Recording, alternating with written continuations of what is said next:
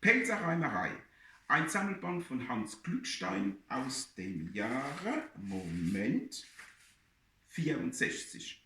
1931 ist er gestorben, in seinem 43. Lebensjahr. Leider, er hat bestimmt noch ein paar Gedichte in seinem Kopf gehabt, aber keine Zeit mehr gehabt zu schreiben. Lieber Ernst Eisenhower, dieses Gedicht lese ich für dich, weil das war dein Lieblingsgedicht, das hast du immer mal wieder bei uns vorgelesen.